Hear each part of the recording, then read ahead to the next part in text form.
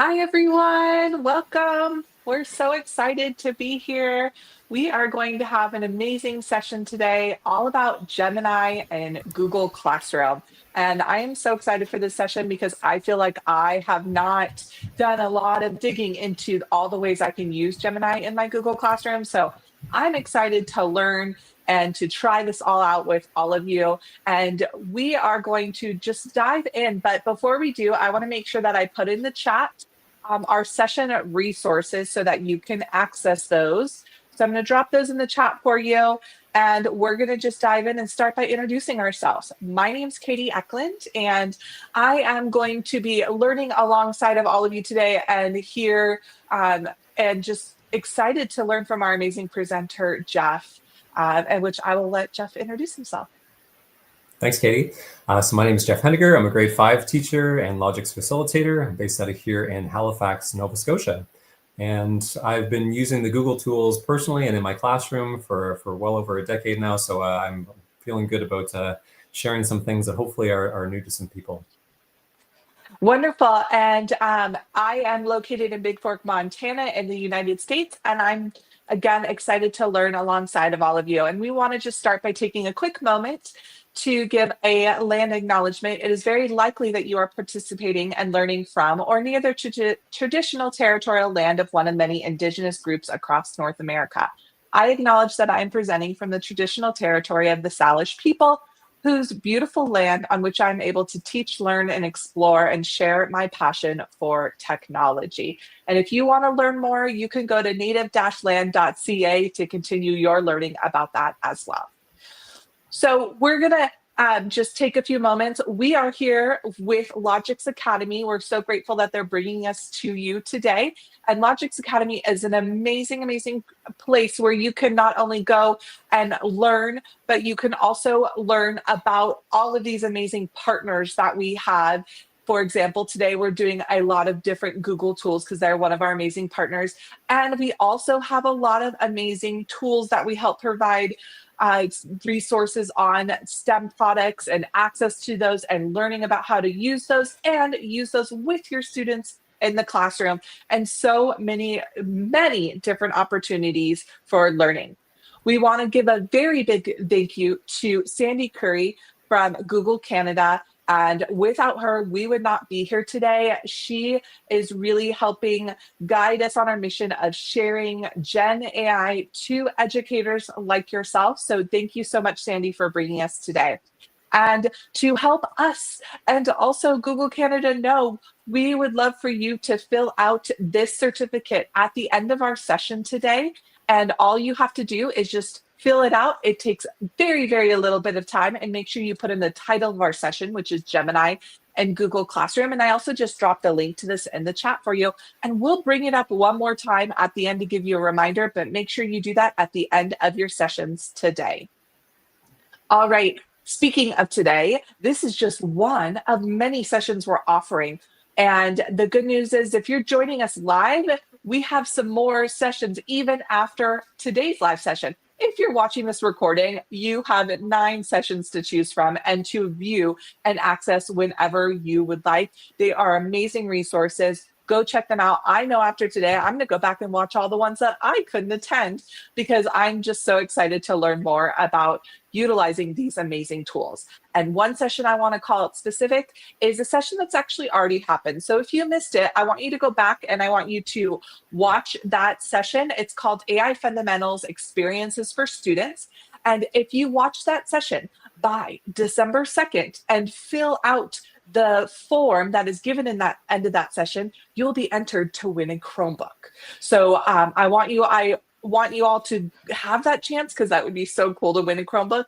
So make sure you go and watch that by December 2nd. All the other ones you can watch whenever you want. Obviously, the sooner the better, but feel free to watch that one by then if you want to be entered for that Chromebook one. And yeah, I was actually on that session this morning. I was joined Kenny, and it was phenomenal. So as you know, for the educators that were there, they were saying that AI in their classroom was kind of new to them. So there was so many great, really visual and hands-on tools that Google's developed that let students understand more like how machine learning works, how large language models actually work a little bit. So we're not just letting them use these tools. She shows some really great ways that Google has offered for teaching kids about how they work. So really worth checking out. Oh, thank you so much, Jeff. That's so exciting that you were in that session. And I know that once I'm done here today, I'm going to watch that session because it's also kind of like an introduction for us educators for an upcoming student session that Cammie's going to be leading as well. And if you want to join us, the first 2 weeks of December, we have free virtual classroom workshops that you can join with your students, where we come in as the teacher and work alongside of you to help educate your students. And we have a wonderful variety of sessions. We have Cammie's session on December 10th. We have different sessions from some other amazing tools like Your Voice is Power. We have a hackathon watch party happening on December 5th. And we also have a whole slew of other awesome sessions from tools like Minecraft, Canva, Codingville, and our FTC Sim. So many great options. And again, these are free student workshops that you can do with your students. So make sure you go and check those out. So much fun. The link is in the chat for you. And again, thank you so much for kind of checking out those sessions with us. But now let's go have some fun. And I want to dive into Gemini and Google Classroom with Jeff, and I want to learn. So let's have some fun. Thanks, Katie. All right, so on our agenda today over the next, just under an hour now, we're going to do a bit of a build up here. So we'll first just talk a little bit about Gemini and look at some of the key features in Gemini. We'll zoom in on Google Gems, just so we understand that. And then all those skills kind of come into play when we're digging into how Gemini is really integrated now into Google Classroom. All right, so to get started, let's talk about Google Gemini. So there's lots of chatbot AI tools like the ChatGPTs and the Copilots and all those kinds of things. Gemini is Google's version, and it actually just got an update really recently. And the 3.0 is so powerful, and I hope I can help you see that today through some examples that we're going to look at. So this is the main prompt page. If you just go to gemini.google.com, and in here you see underneath they highlight 4 different tools that create image, write, build, and learn. And I just want to go through those quickly as well. Also, with their new updates, if you change this little button right here, mine says thinking, that means it's going to use its newest model, the 3.0, while it's in thinking mode. It runs a little bit slower, but that's because it's processing way, way more information and considering way more things as it's going. So to me, because it's new and I do want to kind of experiment with the power of it, I'm okay with a little bit of a wait when I'm playing with the thinking aspect of it. But if you just need something fast, there's an option for that as well. As all Google tools have, there's tons of great UDL features as well, because you can use your voice to type as well. So definitely check out the tools, click around, and see what works for you. The first one I want to show you is the create image. This is the one that's kind of been blowing people away with Gemini's 3.0 is not how accurate it is and how like precise the pictures are, but also how fast it creates. So I went in and I just threw this picture of myself in there. I said, alter this photo. So I'm standing at the top of a ski hill, ready to go down the hill, smiling, but looking a little nervous. And then they call their image editor Nano Banana, which is like equally hilarious here. So this is the picture. So it went from this picture of me standing by some trees to putting me, I think it's pretty close. Like if that was a photo, I would probably believe it on myself. So pretty great. And that was, maybe 15 seconds for it to generate that. It does work pretty well. Absolutely love that feature. I've had some fun with it myself. I turned myself into a Sesame Street character, so that's fun. Yeah, and my little thumbnail from ours, I asked it to turn me into a Pixar character. So that's yeah. I also played with a diary of a Wimpy Kid style image as well, like just like a line drawing with the paper background. So like it can pull from lots of cool sources to make some neat things for you and your students. So fun. All right, next up is the write tool. So I know like people are kind of used to just, you can ask AI for help editing your writing or helping you get started with your writing or writing drafts. and it will just put all that text right into the chat that you can copy out. The benefit of using this write button, if you click this first when you do it, so I just say, help me draft an email to some parents about an upcoming field trip. So by clicking that write button, it's now, it pulls the chat off to the side and it pulls up this draft that is an editable window over here on the right. So that's really nice so that I can make some quick edits to that. You can also carry on the conversation on the left and ask for things to be revised for you, or tell it, if there's things about how it voiced your writing for you, it will make updates. So I find it really nice to have that editable window that I can pull from, or share and create other things, because it's got this create button up in the top right there. So if you draft something, you get it all edited, and you hit create, you pull that down, it's going to give you options to create all these different things and more. There's even that option that you could describe your own app. So we'll look at it in a second, but we know that Gemini and other AI tools can code interactive materials. So they can just create things from scratch. So if you have a letter and maybe you wanted it in like an interactive infographic of some kind, it can just do that for you in 2 clicks. As always with Google as well, there's a share button, so you could share that out into Google Docs or share to your Gmail, those kinds of things as well. All right, so as I just kind of alluded to there, what they are calling their coding section, where it builds interactive things for you, they call it build. So anytime you wanted to build something that you could share with students, or maybe it's something interactive that you'll be using, that's the button to push. So my example for that one is, as a 5th grade teacher, one of my favorite read alouds with my students is The Wild Robot. So I am asking it to build a quiz game that's kind of like a Jeopardy, based only on the first 10 chapters of the book. And then I give it some criteria for how I want that game to operate. So here I am, what's that, 3 sentences? 3-sentence of prompt, telling it to build me that interactive tool. And here's a video clip of what it came out as. So it looks just like a Jeopardy board. I can click on the question, it shows them the question, I can reveal the answer, and then award points. So this is something I could just have up on the screen, and it works flawlessly right out of the gate.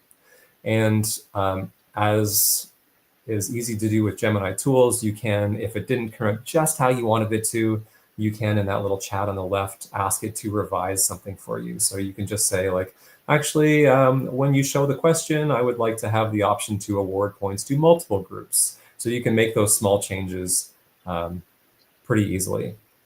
And just like we could with our letter, you can download that file. So it's just an HTML, so you could email it to yourself or save it for later, or you could share it in any variety of ways as that, just like a website file.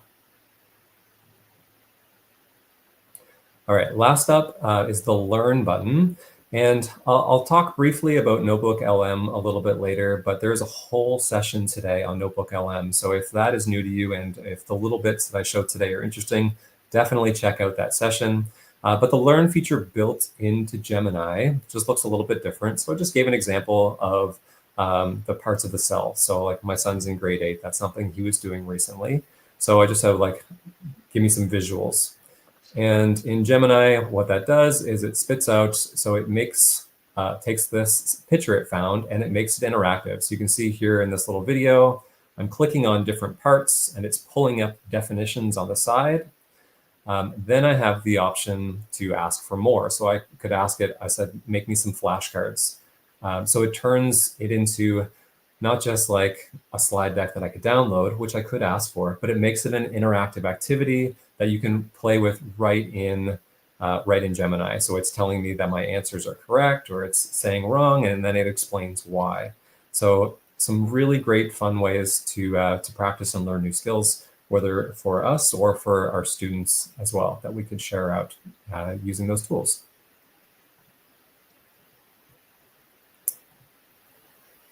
All right, so that was the basics of using Gemini in kind of like a teacher's workflow.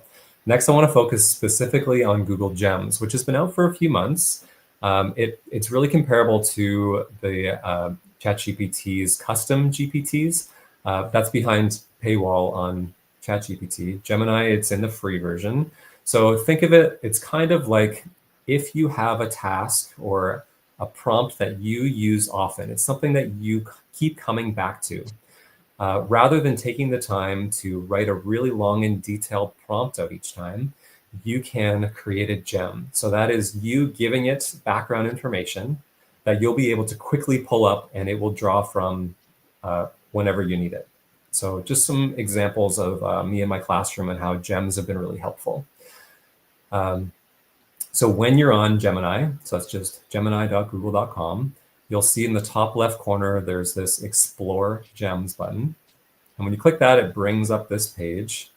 And then you can see it has some already pre-made ones. One of those we'll get into a little bit later. I already have some of my gems created, but if you click on the New Gems button, it will pull up this little window. So this is an example of one that was really beneficial for me. So in my classroom last year, I had newcomers to Canada, 3 different students with 3 different languages. So rather than me using Google Translate and doing them one at a time and copying them out, I created this trilingual translation Google Gem. So I said, when I paste English text, translate it into 3 languages in one reply, Turkish, Hebrew, and Chinese simplified. Do not use English characters for the Chinese or Hebrew translations. Do not engage with me. So I don't want Gemini to try and have a conversation. If I put something in, I just want it to just translate it. That's all I want from it. So here's an example. I just put in the sentence. This is how I translate instructions into 3 languages. And so it spits out all 3 of those languages. So I've got them all in one shot. So in my classroom, if I wanted to maybe a math word problem or a sequence of instructions, I can just put them in there, hit send, and then I'll get instructions for all of my students at once. And then I can just come back to that, and in 2 clicks, I'm ready to have a new conversation with that gem that I created. So it's really nice that it's already coded. I don't have to write all this instructions each time.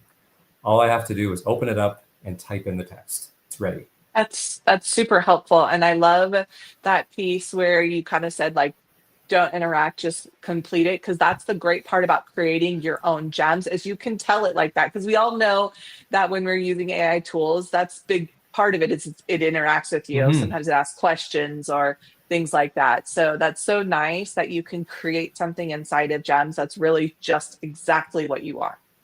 Yeah, and sometimes I want exactly what you're describing. Sometimes I do want it to kind of slow down and to really help me customize something, but other times not so much. This is another time where I'm asking it not to have a conversation with me. So in my 5th grade class, my students during their independent reading time a couple times a week, they are reading books that sometimes I haven't read, and I want to be able to engage in a conversation with them. So I created this gem to help me with reading conferences. So as I'm walking around my classroom, I've got my tablet, I see a student is reading a book, I can just type in, I've told Gemini, I'm not sure how big the text is on your screen, but I said, I will share a book title and a chapter page or page number, and your job will be to generate 3 comprehension questions that I can ask my students based on reading strategies such as making connections, making inferences, and synthesize new info, etc.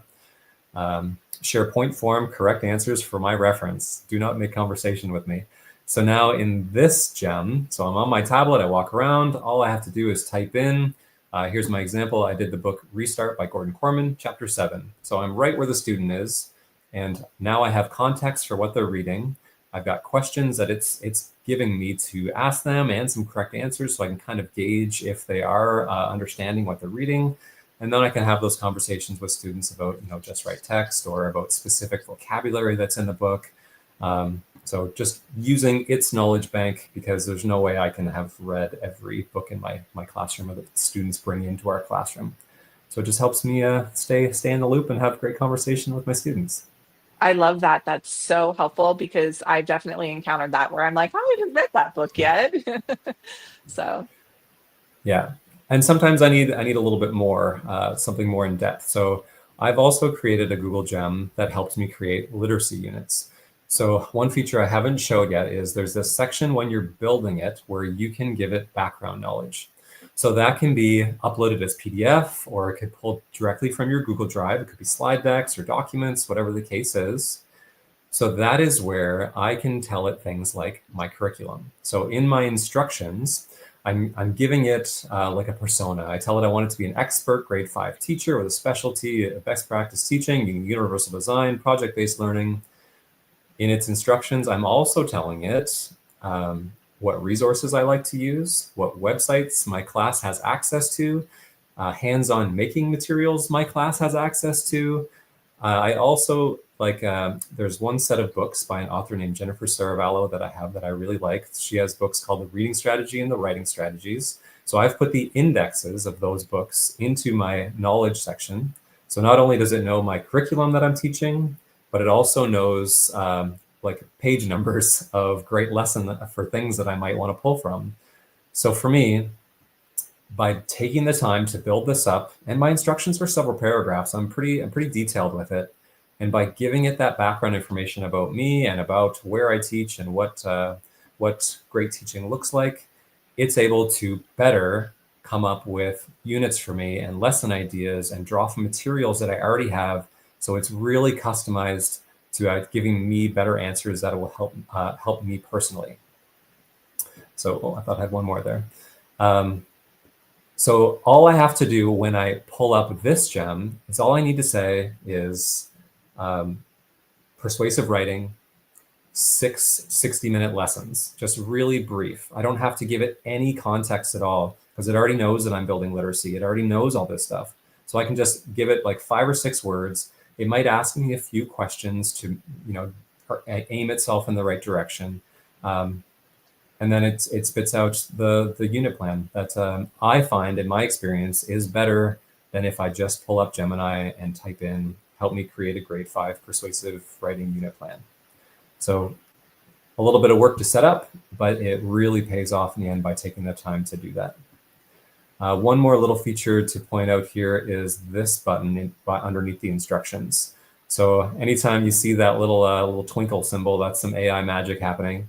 So I can put it in, write the instructions, how it comes to me. But then if I click that button, then Gemini is going to help. It's kind of like translate it. It's going to take my instructions and write it in a way that Gemini will work better with. So it's going to customize that so that it's giving it in like a really sequential, often like bulleted list, to help Gemini use it even better with me when I pull it up. So definitely worth playing with and checking out how the features built into the gems can make them even better. I love that you can, like, essentially it's kind of like you're using AI inside of AI almost with that. And I love that because sometimes our brains, don't necessarily write it that way. And if you can get help to put it in the best format, that's always a good thing to check out. Yeah, absolutely. Thank you. All right, one more thing to look at in the gems is this the section called Storybook at the top. So they say it's an experiment, so it's still being developed, but the basic features are pretty spot on right now. I think it's pretty great. I look forward to trying this with my students soon. So if you click on that, so if that was, again, if you went into the Explore Gem sections and then the experiments are at the top. In my class, we're going to be starting a social studies unit about how we learn about the past. So I just asked for it to come up with a quick little storybook that's, and then give us some context. I say I wanted to talk about how archaeologists and historians both have jobs looking at the past, but they do it differently through primary and secondary information. And it pretty quickly spits out this book that you can use. Oh, I guess I was supposed to click on that. There we go. I'm going to share this tab instead so you can see it. So it spits out this interactive book that I can just click on to flip the pages. That's and you so can see awesome. Yeah, and so it's using that Nano Banana image generator to put in here. And just like always, if something is just not right about it, or you wish the language level was slightly different, you can just ask Gemini to rewrite it and to fix certain things. You can also, it's got a listen button, so you can listen to it. It gives you even options on different voices. So pretty cool in terms of not just for writing literal storybooks. Like I'm thinking about, my colleagues teaching in grade primary and 1, like maybe there's a specific situation that keeps happening. Like maybe it's something about students in personal space or students and about using indoor voices, and you can't find a book off the shelf quickly. You could just go in and describe the story you wanted it to tell, You could even give character names. Like you could tell it to use students' names in the story so that it's going to feel more like a personal or feel like more connected to it. And it could be just for that specific situation you need. So pretty I cool will to say play with. I love this gem. I love that you also, and this is just giving another shout out, it's something you can do. You can upload images into this as you're having it created. I did this and put in the images of my classroom. So that way I could have it write a book helping with our classroom rules. So I uploaded images for my classroom. I told it what our classroom's rules are. And then it created this really awesome book looking like our classroom and reminding them of what they need to do or can or cannot do around our classroom, which was really fun. So cool. I love that. And you can tell it the style of art you want as well. Like I've seen some great examples of asking for claymation, and it looks like it's such good realism. It's really impressive. Absolutely. So definitely play with those storybooks. And you can also, you can download them or share them so that you could share a link with your students. When we get into sharing into Google Classroom, I'll probably repeat this again later on, but you do have to kind of check and play with that to see what your district's settings are around what is allowed to be shared from Gemini and things like Notebook LM. So definitely tinker and play first and make sure that you're able, if you're hoping the student is going to be able to open it on their own account. Obviously, this I can share easily on my projector in my classroom. I could also download it as a PDF if I wanted to be able to print it, and that I can share really easily. But in terms of sharing it as an interactive tool that students can listen to, you'll have to check your district's settings around that. All right, so we'll continue our build up here. So we started with Gemini and then we went up to GEMS, and now we're up into how Gemini is now integrated into Google Classroom this year. So you might not even, it's kind of sneaky how it's over here on the side now. So this is just, I'm in my Google Classroom window. So below Home and Calendar and Resources, there is now this button for Gemini. And if you click on that, it brings you into a whole bunch of tools, which is kind of, it feels familiar to me because I do some other AI tools that are built for teachers. So this is like similar to how things are organized in something like Magic School AI or Diffit and those tools. So first of all, I have some options to do some filtering so I can really see all the options for the purpose I'm looking for, whether it's for me planning or if it's me trying to assess students. I can see exactly what's available in those categories because what's on the screen right now is not all they have. There is more down the list. These logos mean something. So the first thing I wanted to point out is, again, that little magic symbol. If you see the logo for Gemini, that tool is going to open a new tab in Google Gemini. So if I wanted to help me craft engaging discussion prompts, if I click on that, it's going to open up a Gemini chat. Well, that's such an important thing to note. And I think that's why we also need to highlight that symbol.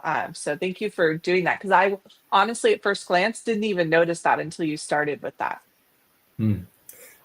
So the other ones all do open and work within Google Classroom. So we'll look at both sides, how those play out today.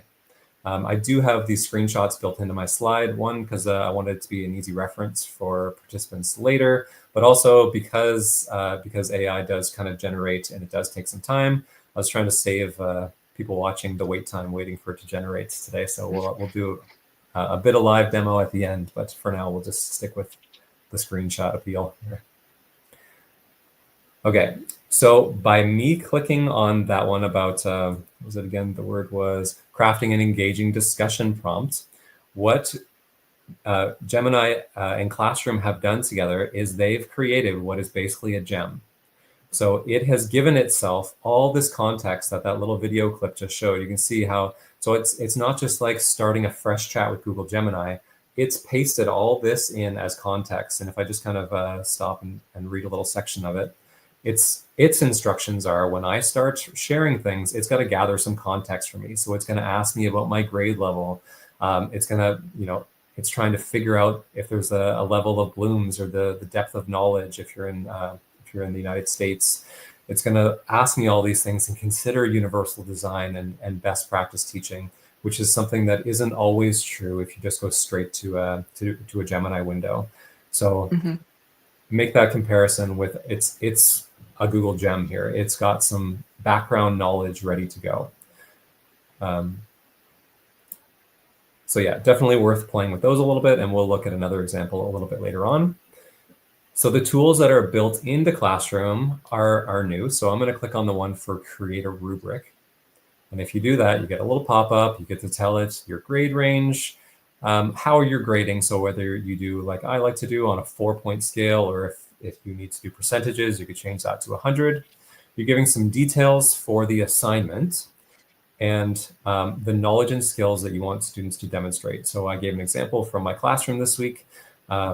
I wanted my students to write an email to their families and share what they've been learning about and what they've been doing in school lately. So that's the activity. And then I said they should be using proper English conventions, spelling and grammar. They should include at least 2 paragraphs with different topics, and they should write with voice so it feels like a personal letter, not a list of tasks. And then you click on the generate criteria. So then Gemini reads what your activity was, and then it decides what the rubric criteria is most likely going to be.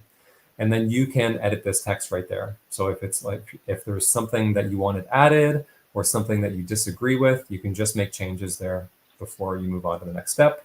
And then you would just add those things and regenerate the criteria.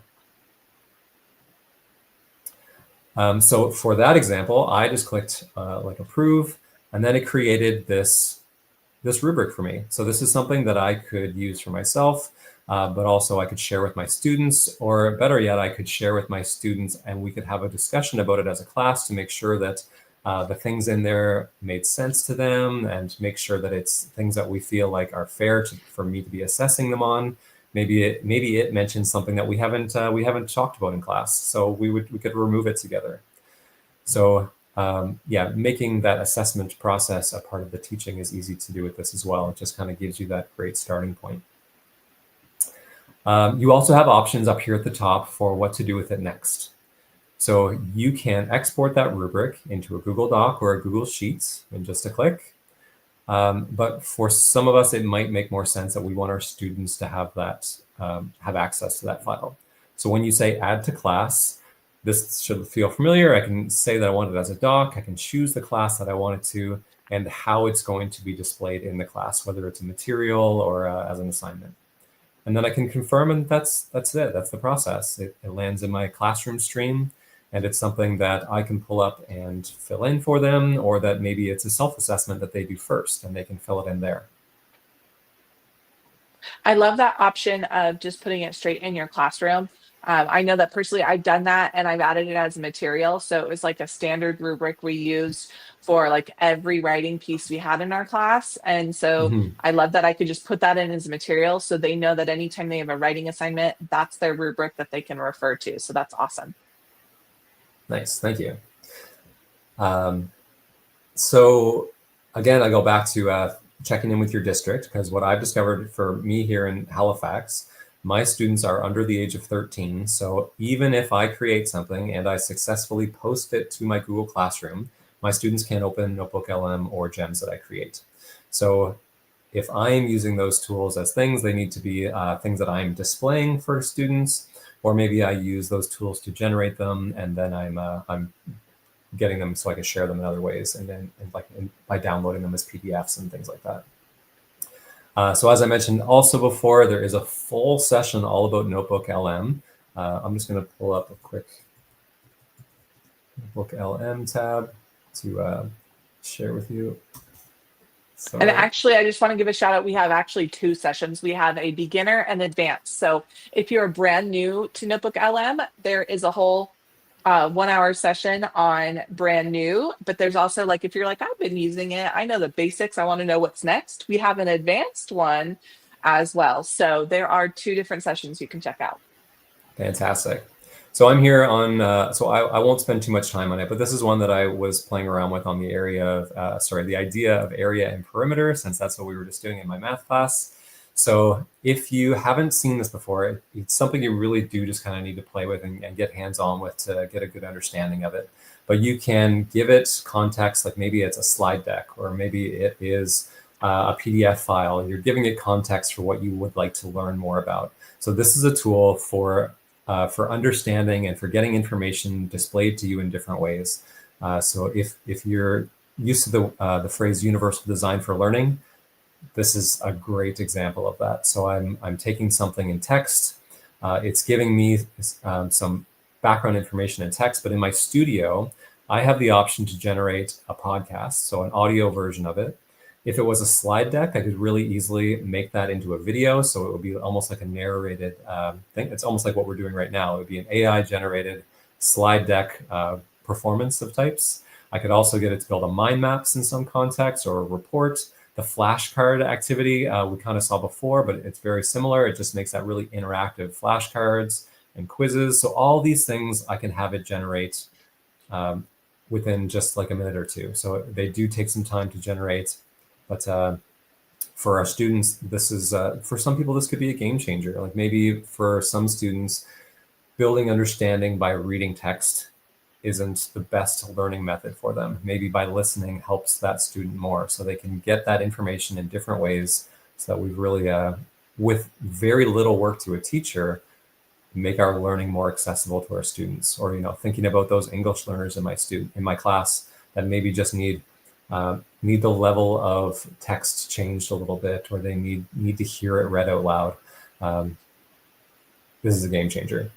So And I also yeah, do go want to ahead. just give a quick shout out because you mentioned like if your students don't have access to these AI tools, what's great about using this as a teacher is those audio overviews, those video overviews, you can download those and say like put them in a folder in your Google Drive and then easily share those to your students. I've seen a Yeah, teacher take the resources from a lesson that they just taught. It was like a slide deck and a video and one other thing and put it in here. And then it made a video overview that they posted in Google Classroom that they downloaded and posted. And that was their review for the students, or even the students who were perfect. absent. They can now have an overview, video overview of the entire lesson. And I love that as like a That's true. reteach moment or a moment for students who weren't even there. And because you can download them, they don't have to access Notebook LM at all. They just have the video. Yeah, no excuses for not getting the information anymore, eh? Yeah, exactly. So if you have some options in terms of connecting this back to Google Classroom, you have the option to come to Notebook LM like I'm on right now, and you can create your notebook, and you can customize it and make it perfect, and then share it into Google Classroom. But if I jump to tabs here, let me go share. Here we go. So now I'm in this is my current Google Classroom in my class. If I click on that create button and I go to Notebook LM, it's going to give me the option to create a new one right now, or I could select that existing one that I've already done. So I could go and I could pick that one about area and perimeter that I just made. So flexible in how it looks and the options that you get in terms of what you're sharing. So for me, again, my students are mostly 10 years old. I could attach this no problem, but then on their end, when they click on it, it gives them a page that says they are not allowed to. But like Katie was saying, it's just as easy for me to use it myself, download those videos, download those audios and those slides, and then share them in as individual items as well. So we have us elementary teachers have options as well. Yeah, and make And the sure you're trying same, that out. Definitely, there's nothing wrong with like posting something and then with a student seeing if it works or not. Like it's really important for you to be aware of what you can and can't do. And sometimes it's as simple as trying it, and that's okay if it doesn't work, but you'll know then moving forward what you need to do. I would never just like necessarily assume you got to know what permissions are available for you because everyone can be a little bit different. absolutely. And the gems works basically the same here. So I could create a new gem, or I can select one that I've already created. So this would be for the 13 plus side of things if you want to try. And there's some templates to get started with, which is also really nice. So you don't have to create from a blank document. If you wanted to be a study partner for your students on a specific topic, you could use that as a starting point, put in that specific topic, the vocabulary they need to learn. If there was specific dates they needed to learn, it could be built into that. So it walks them through some pretty great things to help make that process go more easily.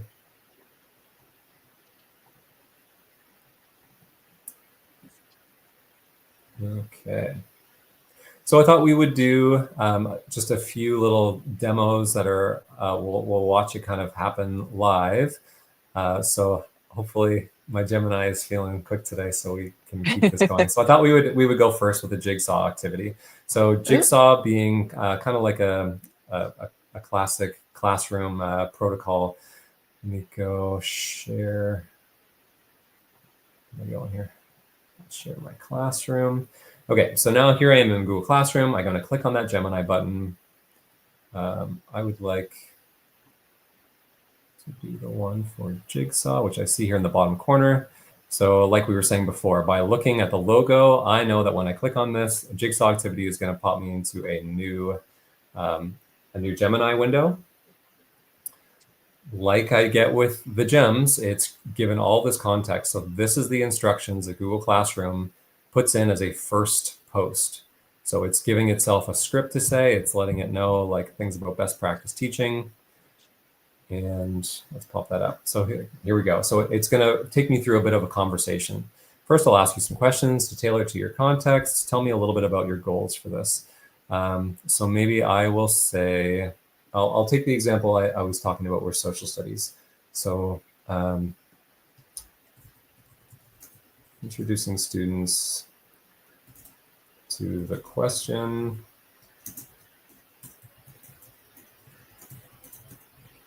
how do we learn about the past? And I know it doesn't care if I make spelling mistakes, but and then what else did it ask for? Specifically, what is the target topic and learning objective? I'm just going to leave it at that. Let's see how it guides our conversation. Maybe I can zoom in a little bit there so you can see it better. There we go. Yeah. And I will say, yes, it does feel like it takes a moment, but in the grand scheme of things, it's still way faster than any of us are going to process something. Yeah, faster than I could do it by opening a blank document and building it myself. Yeah, I am on the thinking model right now, so it is taking slightly longer than if I switched that to fast. All right, so now it's asking me the grade level. I'm going to say grade 5. Just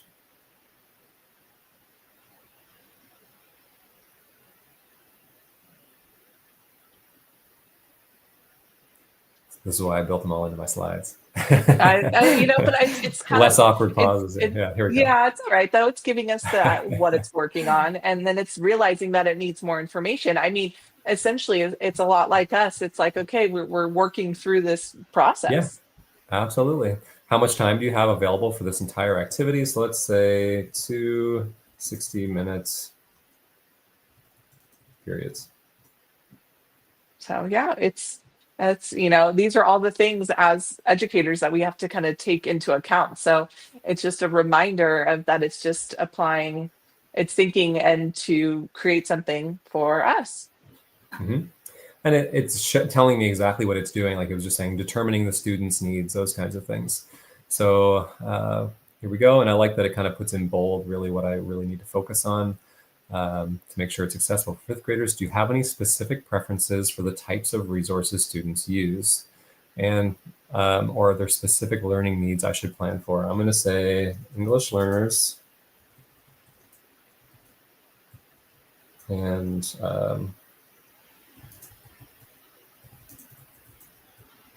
these multiple media types. So things with images or whatever else it can pull from. Right. And now it's allowing you to kind of customize to your teaching style, which I like because maybe you're used to doing that with your students. So you want to continue that method that you always use. Absolutely. I love that it tells you what it's doing. It's so fun.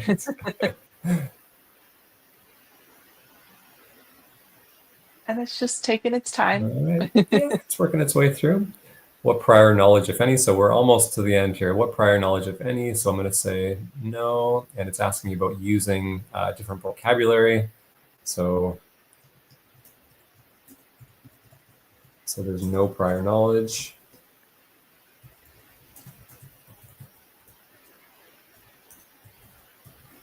And if you had like a list of vocabulary, you could like copy and paste it in at this point. Absolutely. Yeah. And I could pull it straight from my curriculum document. Mm-hmm. Or I could even share that as an added file. I could say like, here is the PDF of my curriculum for Nova Scotia. Use this. Mm-hmm. Absolutely. All right. I think we are about to get a visual of what this looks like. Awesome. Adding the historian. I love that. All right, first draft ready. And I like that they called it a draft too. They're admitting that it might not be perfect right out of the gate. So it's giving me an essential question to ask my students, telling me what the learning objective is.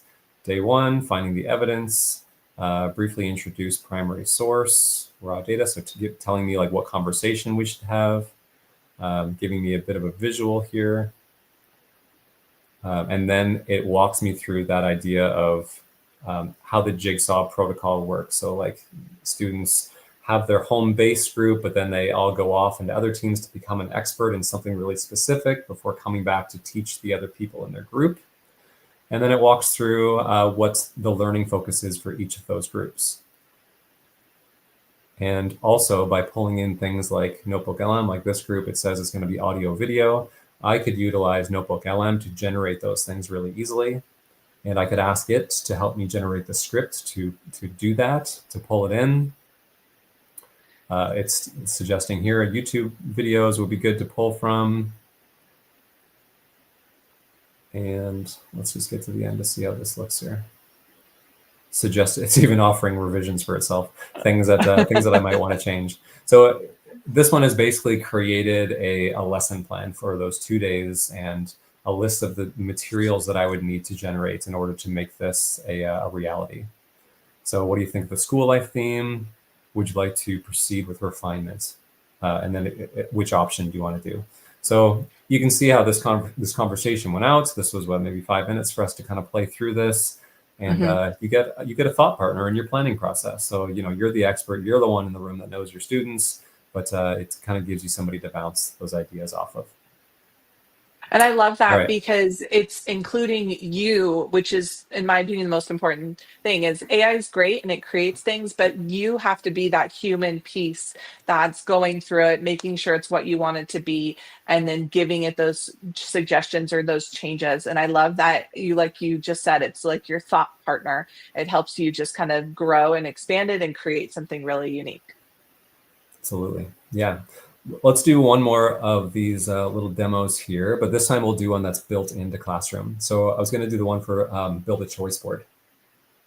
So this is thinking about how when a situation where students have already built some prior knowledge, and I want to offer them some choices in how they demonstrate what they've learned. So I can go build a choice board.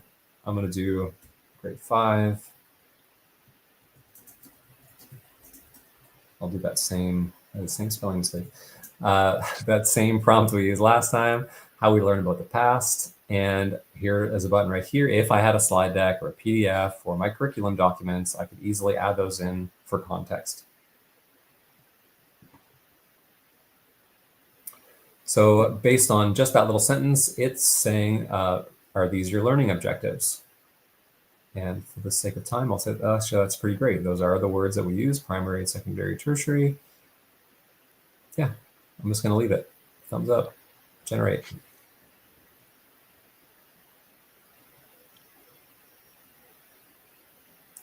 Okay, much faster. So here we go. This is its first draft, color-coded difference options. So source detective interview. Imagine you're a historical detective. Create a script or role play and interview.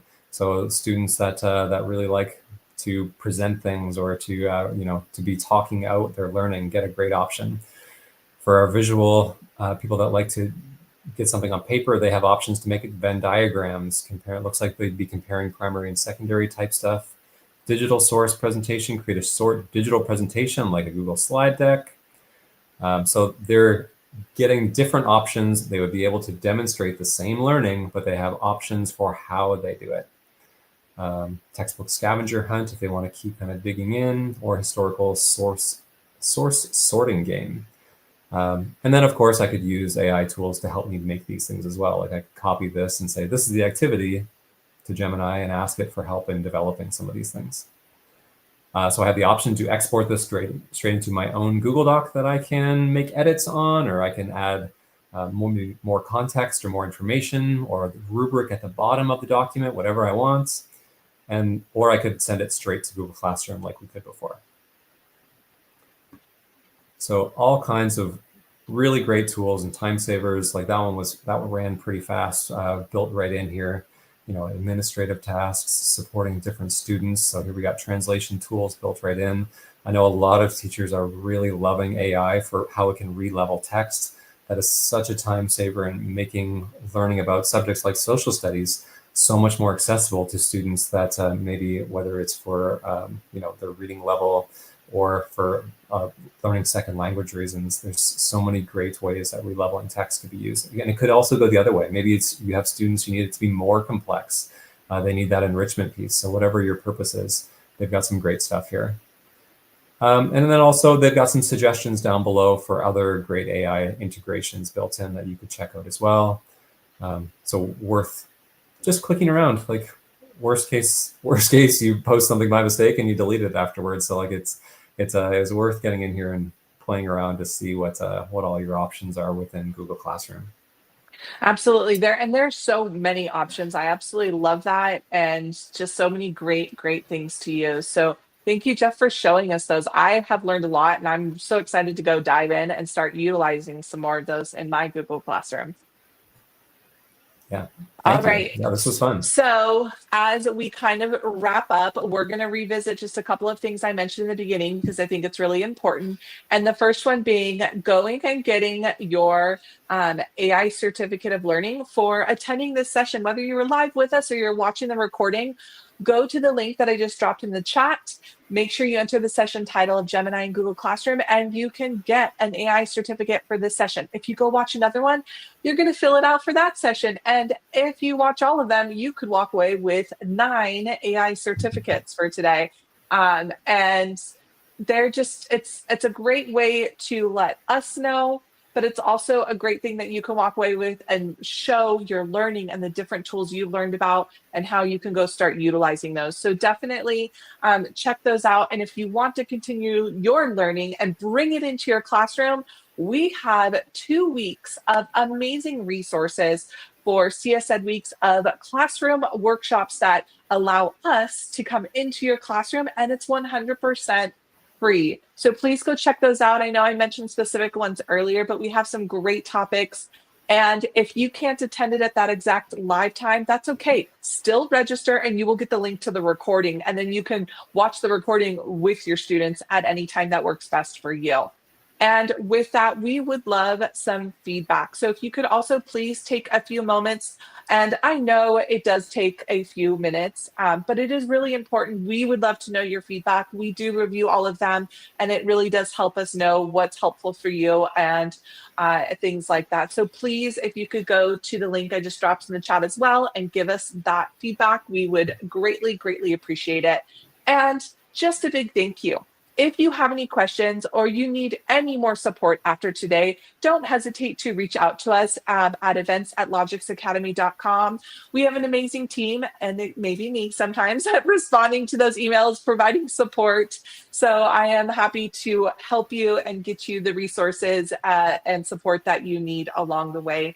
And just a big thank you again to Jeff for sharing this amazing topic with us of Gemini and Google Classroom. I learned so much, and I'm so excited to go and start utilizing these tools. And I'm going to drop the session resources one more time in the chat for you all so that you have access to that. And just thank you all so much for taking the time to join us today. We really do appreciate it. We hope you have a wonderful day, and go check out some more amazing sessions and resources. Thanks, Katie. This was fun. Bye, everyone.